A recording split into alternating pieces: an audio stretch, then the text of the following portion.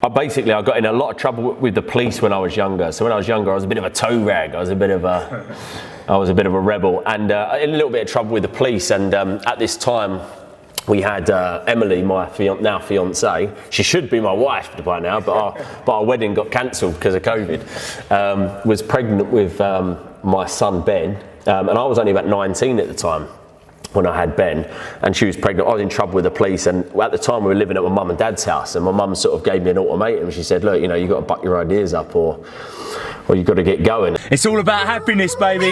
What makes you happy? What makes you tick?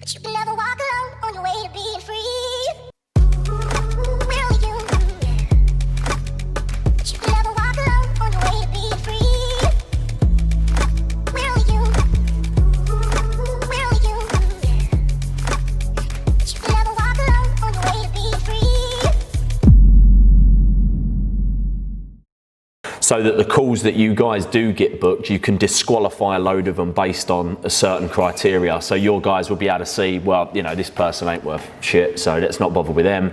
So you don't waste any of your time there. The secrets in those regions are just making your sales team time really efficient, and we'll do that with the questionnaire. Like for instance, the UK, we don't really need one. We've actually found it's working better without one, and that they call all of the people. It works out better in terms of ROI, but regions like Dubai, because I've worked with you out there as well, and I know exactly what you just said, and I'll back that up. So if we have a really good questionnaire there.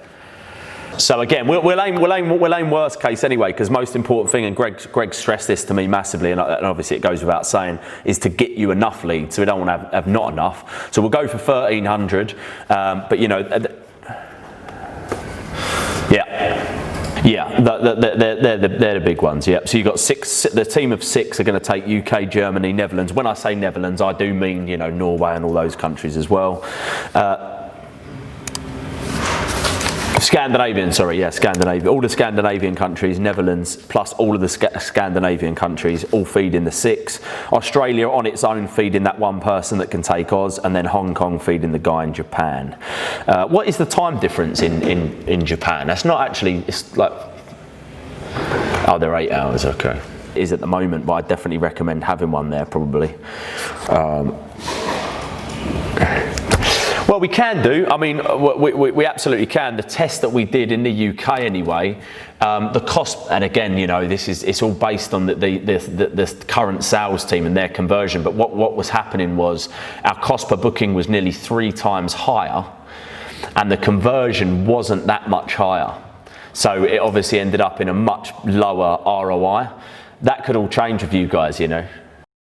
So what I'd like to do is, first of all, find out, was it your goal and intention, first of all, to get that award, or is it just something that just happened?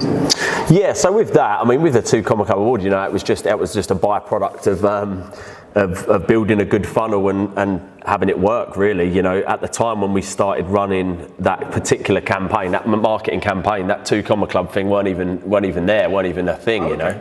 Yeah, so it's always my intention to build something that makes, you know, good money and good revenue for my clients, whoever it is that I'm doing it for. So yeah, it just sort of come naturally, really, that the award part of it. Good stuff.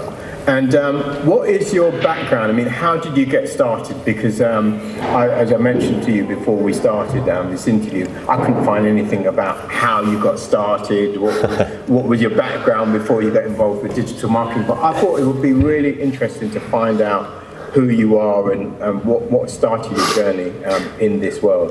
Yeah, so I mean, yeah, I was never into like marketing, obviously, and anything like that when I was growing up. You know, come from a working class family, and you know, it was always the same. I didn't do good in school. I wasn't someone that achieved well in school. You know, I didn't even finish school.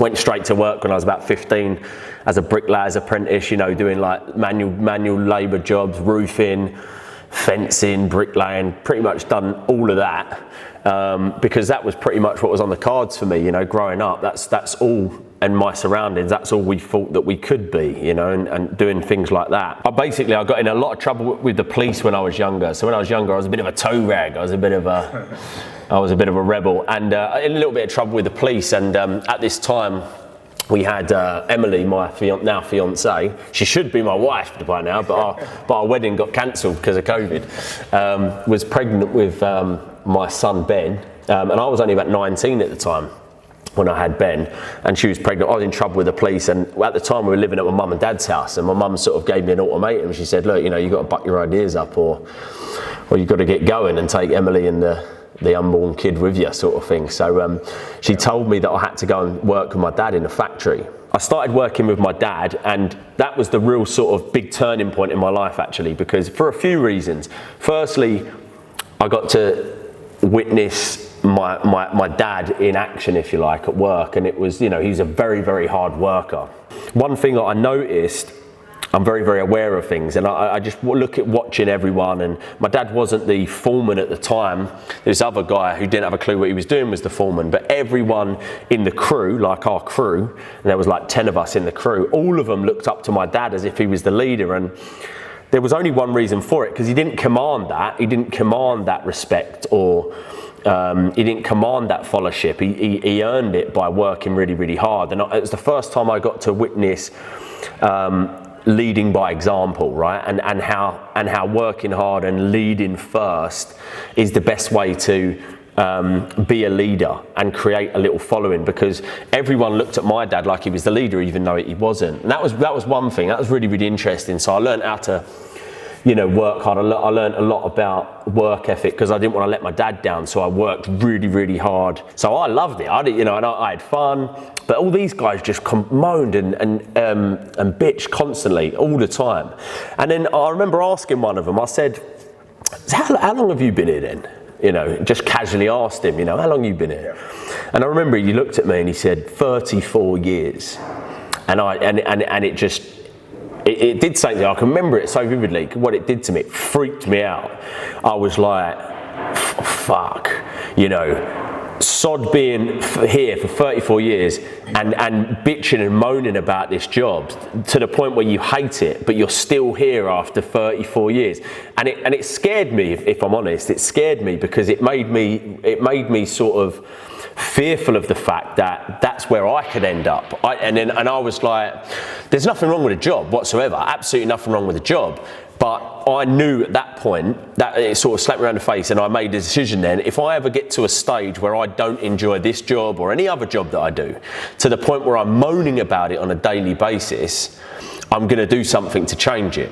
If you were to look like on a chart, you know, with a line going across it of, you know, achievements, if you like, income, business size and all that sort of stuff, the moment I stopped giving a shit about what other people think is where it spiked massively, because suddenly I became more creative. Suddenly I started putting more stuff out there into the world, started the YouTube channel, started Einstein, started putting stuff out there and running ads and filming ads and doing stuff to build the business that before I didn't do, because I was scared about putting something out there that would be judged by other people that I didn't even know. It's so irrational. When you look back now, it's like, Jesus, you know, I'm very, very glad, don't get me wrong, that I'm now out of that. But at the time, just like a lot of people do, it's just, I honestly fooled myself into believing that I don't mind, I don't care what other people think. I've been saying that since I was at school. Yeah, but I don't care what other people think. Bollocks. It's absolute rubbish, mate, absolutely. Subconsciously, deep down, where it's really hidden because you've buried it, you do.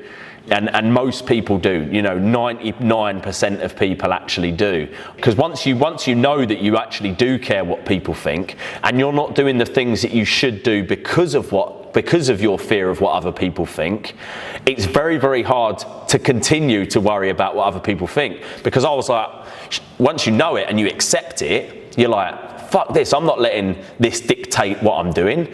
But I had to realize it first, because I lied about it for so long. I'd make myself believe that I didn't care, because that's the cool thing, isn't it? The cool thing's not, oh, you don't care what people think, he doesn't care. But for the most part, they do. You put on fronts to make other people believe that you don't care what you think. But really, if you think about it, that's just you still caring what other people think, isn't it?